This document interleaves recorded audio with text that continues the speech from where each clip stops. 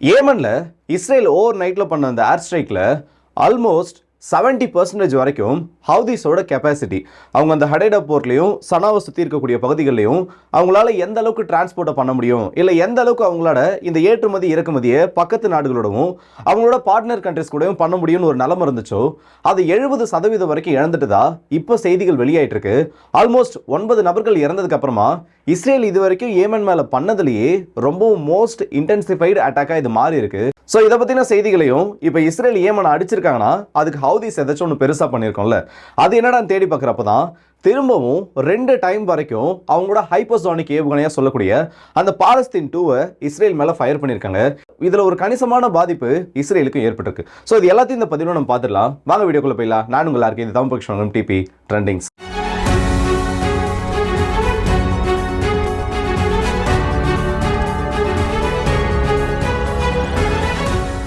ஏமன்ல இருக்கக்கூடிய ஹவுதிகள் என்னைக்கு இந்த காசா விசஸ் இஸ்ரேல் என்ற பிரச்சனை ஆரம்பிச்சதோ, குறிப்பாக அக்டோபர் 7ஆம் தேதியிலிருந்து செங்கடல் பகுதியில் காசாவுக்கு ஆதரவாகவும் பாலஸ்தீனர்களுக்கு ஆதரவாகவும் நேரடியாக இந்த இடத்துல ஹவுதிஸ் வந்து சண்டை போட்டுட்டு இருக்காங்கன்னே சொல்லலாம்.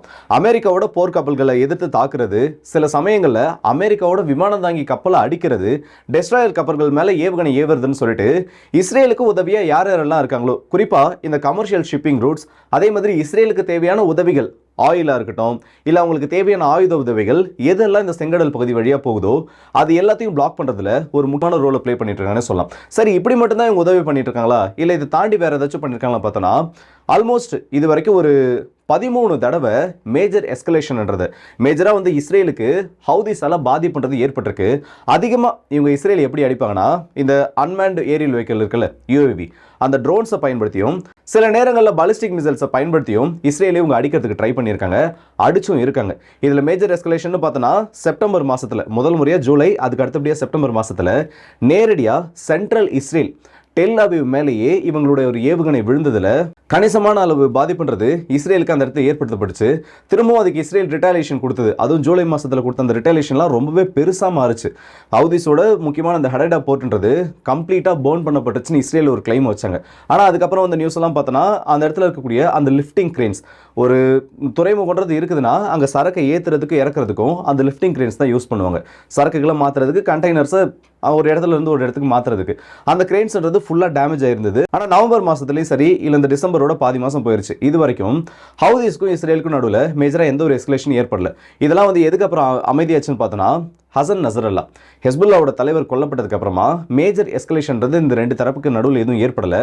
ஏன்னா அதிகமாக பாலிஸ்டிக் மிசைல் லான்ச் இல்லை ட்ரோனோட லான்ச்ன்றது இந்த 2 நாட்டுக்கு நடுவில் எந்த ஒரு இடத்துலையும் தெரிவிக்கப்படலை. அந்த மாதிரி நியூஸும் வெளியில் வரல.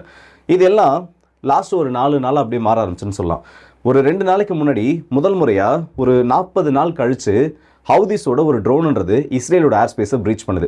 இப்படி பிரீச் பண்ணதுக்கப்புறமா அங்கே பேட்ரோலிங் பணிகளில் ஈடுபட்டிருந்த இஸ்ரேலோட விமானப்படை விமானங்கள் அந்த ட்ரோனை சுட்டு வீழ்த்துது. அடுத்த ஒரு 3 மணி நேரத்தில் ஹவுதிஸோட ஒரு பாலிஸ்டிக் மிசைல் இஸ்ரேலோட ஏர் ஸ்பேஸை கிராஸ் பண்ணுறதுக்கு ட்ரை பண்ணி அவங்க ஏர் ஸ்பேஸ்க்குள்ளே என்ட்ரான அடுத்த சில வினாடிகளில் சுட்டு வீழ்த்தப்பட்டதா, ஏரோ மிசைல் டிஃபென்ஸ் சிஸ்டம் மூலமா சுட்டு வீழ்த்தப்பட்டதா இஸ்ரேல் ஒரு அறிவிப்பை வெளியிட்டிருந்தாங்க. ஆனால் அதுக்கு அடுத்தபடியாக மேஜரான எஸ்கலேஷன் திரும்பவும் நேற்று நடந்திருக்கு. பாலஸ்தீன் 2ன்னு சொல்லக்கூடிய ஹவுதிஸோட ஹைப்பர்சானிக் பாலிஸ்டிக் மிசைல் சிஸ்டம் இஸ்ரேலை நோக்கி ஃபயர் பண்ணப்பட்டிருக்கு. இப்படி ஃபயர் பண்ணப்பட்டது இஸ்ரேலோட ஏர் டிஃபென்ஸ் சிஸ்டம்னால இன்டர்செப்ட் பண்ணப்பட்டுட்டதா இஸ்ரேல் ஒரு அறிவிப்பை வெளியிட்டிருக்காங்க. ஐடிஎஃப்பும் சொல்லியிருக்காங்க.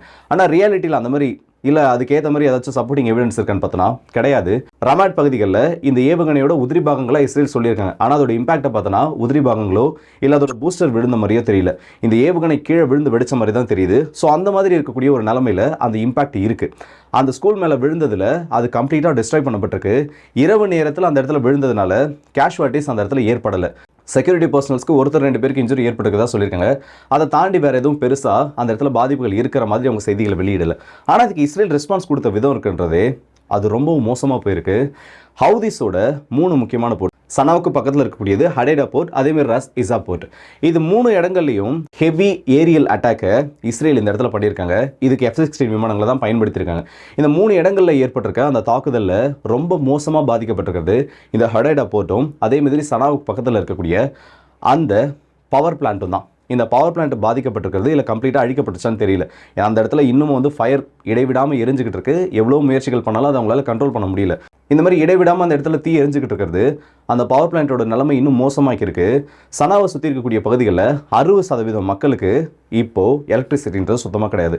அதுவும் இப்போது இஸ்ரேலோட வந்து ஏர்ஸ்ட்ரைக்கோட தீவிரத்தன்மைன்றது ஆல்மோஸ்ட் ரொம்ப கிரிட்டிக்கலான சோர்ஸஸை அடிச்சிருக்காங்க. கம்ப்ளீட் ரிப்போர்ட்ன்றது இன்னும் வெளியில் வரல. ஆனால் மீடியாஸில் வரக்கூடிய சில ஃபுட்டேஜஸை பார்க்குறப்பவும் சில வெரிஃபைடு சோர்ஸஸ்லேருந்து வரக்கூடிய அந்த தகவல்களை பார்க்குறப்பவும் மேஜர் பாதிப்புன்றது இந்த இடத்துல ஹவுதிஸோட அந்த ஹடடா போர்ட்டுக்கு ஏற்பட்டிருக்கு. இதிலேருந்து அவங்க மீண்டு வரதுக்கு பார்த்தோன்னா இல்லை என்னதான் அவங்க வந்து ரொம்ப வேகமாக இதெல்லாம் சீரமைக்க ஆரம்பித்தாலும் அட்லீஸ்ட் ஒரு 4 to 5 மாதமாவது ஆகும். அந்த இடத்துல சிவியரான பாதிப்புன்றது ஏற்படுத்தப்பட்டிருக்கு. 9 நபர்கள் அந்த இடத்துல இறந்துருக்காங்க. 4 நபர்களுக்கும் அதிகமானவங்க காயமடைஞ்சிருக்கிறதா சொல்லியிருக்காங்க. ஸோ இதுக்கு ஹவுதிஸோட ரெஸ்பான்ஸ் என்ன? அது மட்டும் இல்லாமல் இஸ்ரேலோட டிஃபென்ஸ் மினிஸ்டர் ஒரு விஷயத்தை ரொம்பவே இன்னைக்கு ரொம்ப சென்சிட்டிவாக சொல்லியிருக்காரு. என்னன்னா, இப்போ நாங்கள் ஹவுதிஸ்க்கு எதிராக காமிச்சிருக்கிறது இல்லை ஹவுதிஸோட போட்டு அடிச்சிருக்கிறது ஜஸ்ட் ஒரு சின்ன சாம்பிள் மட்டும்தான். இஸ்ரேலுக்கு எதிராக யாராச்சும் அவங்களோட கைகளை உயர்த்தினாங்கன்னா அந்த கைகள்ன்றது துண்டாக்கப்படும். இஸ்ரேலுக்கு எதிராக யாரெல்லாம் செயல்படணும்னு நினைக்கிறாங்களோ அவங்க யாரையும் நாங்கள் விட்டு வைக்க மாட்டோம். கண்டிப்பாக அடுத்தது ஹவுதிஸோட தலைவர்கள் இதுக்கு பதில் சொல்லுவாங்கன்னு சொல்லியிருக்காங்க. ஸோ அடுத்தபடியாக ஹெஸ்புல்லாவுக்கு எதிராக எப்படி இஸ்ரேல் செயல்பட்டாங்களோ அதேமாரி மேஜராக ஹவுதிஸோட தலைவர்களையும் குறிவைக்கிறதுக்கான பாசிபிலிட்டிஸ் இந்த இடத்துல அதிகமாக இருக்கு. ஸோ இந்த அட்டாக்கை பற்றி ஹவுதிஸோட ஸ்டேட்மெண்ட் என்ன? ஹவுதிஸோட ஸ்போக்ஸ் பர்சன் சரியாகவும் ஒரு விஷயத்தை கன்ஃபார்ம் பண்ணியிருக்காரு. நாங்கள் 2 முறை எங்களோட பாலஸ்தீன் 2 ஹைப்பர்சோனிக் ஏவுகணையை இஸ்ரேல் மேலே ஃபயர் பண்ணியிருக்கோம். இஸ்ரேலோட டிஃபென்ஸ் சிஸ்டம்ஸ்னால இதை தடுக்க முடியல. ஒட்டுமொத்த இஸ்ரேலோட டிஃபென்ஸ் நெட்வொர்க்கையும் இது பிரீச் பண்ணி உள்ளே போயிருக்கு. ஸோ இதுக்கு இஸ்ரேல் வந்து ரெஸ்பான்ஸாக எங்களோட போட்டு அடிச்சிருக்காங்க. இதுக்கு கண்டிப்பாக எங்களோட ரெஸ்பான்ஸ்ன்றது இருக்கும். இஸ்ரேல் கூடிய சீக்கிரத்தில் இதுக்கு வருத்தப்படுவாங்கன்னு அவங்களோட ஒரு ஸ்டேட்மெண்ட்டையும் கொடுத்துருக்காங்க. ஸோ இஸ்ரேலோட ஒரு ஸ்கூலை ஹவுதிஸ் அடிச்சிட்டாங்க. அதுக்கு இவ்வளோ பெரிய ரிவெஞ்ச் எடுத்திருக்காங்க. சரி, இந்த இடத்துல எனக்கு வந்து இது கிரிட்டிசிசம், இது நீங்கள் எப்படி வேணால் இதை வச்சுக்கோங்க. காசாவில் அத்தனை ஸ்கூலுங்க ஒட்டுமொத்தமாக நியூட்ரலைஸ் பண்ணப்பட்டுச்சு. பல இடங்களில் நேற்று கூட பார்த்தீங்கன்னா ஒரு ஹாஸ்பிட்டலில் ஐசியூ வார்டில் இருக்க பேஷண்ட்ஸ் உடனடியாக அந்த இடத்துல இருந்து அவங்கள மாற்றுற அளவுக்கு, அதாவது நான் சொல்கிறது மாற்றுறோன்னா சேஃப் ஷிஃப்டிங் கிடையாது, அறக்க பறக்க செய்வோம்ல, அந்த மாதிரி மாற்றுற அளவுக்கு அந்த ஹாஸ்பிட்டல் மேலே இஸ்ரேலோட ஏர் ஸ்ட்ரைக் நடக்குது. நிறைய நபர்கள் அதில் இறந்தும் போகிறாங்க. அப்போ இதெல்லாம் யாரும் கேள்வி கேட்க மாட்டாங்க. இதை பற்றி யாரும் பேசவும் மாட்டாங்க. நீங்கள் வந்து இஸ்ரேலில் அடித்தாங்க ஹவுதிஸ், அதுக்கு நீங்கள் திரும்ப பதிலுக்கு அடிக்கிறீங்க.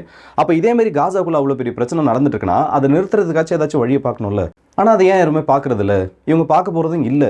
இங்கே மீடியாஸும் சரி, இல்லை இங்கே வந்து இந்த வார் சம்மந்தப்பட்டதை படிக்கிறவங்க எல்லாருக்குமே சரி, எல்லாருக்கும் ஒரு விஷயம் நல்லா தெரியும். இந்த இடத்துல வேர்ல்டோட பவர்ன்றது ஒட்டுமொத்தமாக இல்லை இந்த ஒட்டுமொத்த உலகத்தோட கண்ட்ரோலும் ஒரு குறிப்பிட்ட தரப்பு கிட்ட மட்டும்தான் இருக்குது.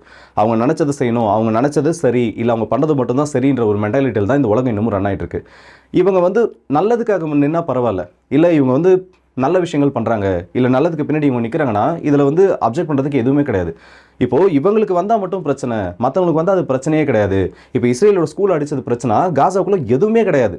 கம்ப்ளீட்டாக ஆல்மோஸ்ட் வந்து 45,000 நபர்களுக்கு மேலே இறந்துட்டாங்கிறதையும் தாண்டி இதுக்கப்புறம் அந்த இடத்துல சீஸ்ஃபயர் கொண்டு வந்தாலும் காசாவை ரீபில்ட் பண்ணுறதுக்கு ஆல்மோஸ்ட் 10 to 15 வருஷங்களாக ஆகும். பழைய நிலைமைக்கு அவங்க கொண்டு வரணும்னா. ஸோ அவ்வளோ பெரிய பிரச்சனை அந்த இடத்துல போயிட்டு இருக்குன்னா இதை தடுக்கிறதுக்கு ஏதாச்சும் செய்யணும்ல. ஆனால் யாருமே அதை செய்ய மாட்டேங்கிறாங்களே. அண்ட் இப்போ ஹவுதிஸ்க்கும் இஸ்ரேலுக்கும் நடுவில் இது ஒரு புது எஸ்கலேஷனாகவும் மாறி இருக்கு. ஸோ இப்போதைக்கு இதுதான் இஸ்ரேலை பற்றி வந்திருக்கக்கூடிய அப்டேட்ஸ். சம்திங் மேபி திரும்பவும் இது ஒரு ஹவுதிஸ்க்கு இஸ்ரேலுக்கும் நடுவில் ஒரு பெரிய ஒரு கேம்பெயினை கொண்டு வரலாம். ஆனால் இந்த இடத்துல இஸ்ரேலோட ஏர்ஃபோர்ஸ் ஹவுதிஸ் கூட கம்பேர் பண்ணுறப்போ அவுட் மேட்ச் பண்ணுறாங்கன்னு சொல்லலாம். ஹவுதிஸ் கிட்ட ஒரு பெரிய ஆர்சனல் இருக்குது. அவங்க கிட்ட surface to air missile system இருக்குது. அதேமாரி சர்ஃபேஸ் டு சர்ஃபேஸ் மிசைல் சிஸ்டமும் இருக்குது. இஸ்ரேலோட த்ரெட்ஸை, இஸ்ரேலோட ஏர்ஃபோர்ஸை கவுண்டர் பண்ணுற அளவுக்கு அவங்க கிட்ட டெக்னாலஜி இருக்கான்றது நமக்கு தெரியல. ஏன்னா அவங்ககிட்ட நிறைய மிசைல் பவர் இருக்குது. ஆனால் ஆன்டி ஏர்கிராஃப்ட் ஆப்ரேஷனுக்கு இல்லை விமானங்களை தடுக்கிற மாதிரி தொழில்நுட்பம் அவங்ககிட்ட அதிகமாக கிடையாது நமக்கு தெரிஞ்ச வரைக்கும். ஸோ இன்கேஸ் அதை பற்றி ஏதாச்சும் இருந்துச்சு, இல்லை அதை பற்றி ஏதாச்சும் அப்டேட்ஸ் வந்துச்சுன்னா நம்ம அடுத்தடுத்த பதிவுகளை பார்க்கும். இது இப்படி ஒரு பக்கம் போயிட்டுருக்க ரஷ்யாவுக்குள்ள அவங்களோட ஆனுவல் சமிட் மாதிரி இந்த பத்திரிகையாளர்கள் கூட இல்லை ஜேர்னலிஸ்ட் கூட கியூஏ செஷன் மாதிரி கண்டக்ட் பண்ணுவாங்க. அதில் இப்போ புதின் அவர்கள் பேசிகிட்டு இருக்காரு. நிறைய மேஜரான விஷயங்கள் இல்லை ரொம்ப வந்து நம்ம என்னெல்லாம் நமக்கு கேள்வி இருந்துச்சோ அதுக்கெல்லாம் பதில் கிடைக்கிற மாதிரி சில அப்டேட்ஸ் ஆனது அதில் வந்திருக்கு. ஸோ அடுத்த வீடியோ நம்ம அதை பற்றி தான் பார்க்க போகிறோம். கம்ப்ளீட்டாக அதில் என்னெல்லாம் இருந்துச்சு, குறிப்பாக வந்து நான் இப்போ லைவில் அந்த மீட்டிங் ஓடிட்டுருக்கு. நான் லாஸ்ட்டாக பார்த்த வரைக்கும் ஒரு மெயினான ஒரு விஷயம் எனக்கு என்ன பிடிச்சிருந்தேன்னா, ஜெலன்ஸ்கியை வந்து நீங்கள் ஏன் கன்சிடர் பண்ண மாட்டேங்கிறீங்க? இப்போ வந்து உக்ரைனோட பிரசிடென்ட் அவர் தான், உக்ரைனோட அதிபர் அவர் தான், அந்த நாட்டை ரெப்ரசென்ட் பண்ணக்கூடிய ஒரு நபரை நீங்கள் ஏன் அக்செப்ட் பண்ண மாட்டேங்கிறீங்கன்னு ஒரு கேள்வி எனக்கு கேட்கப்படுச்சு. அதுக்கு அவர் சிம்பிளாக சொன்ன ஒரே ஒரு பதில் மட்டும் தான், மார்ஷியல் லான்னு ஒன்று இருக்குது.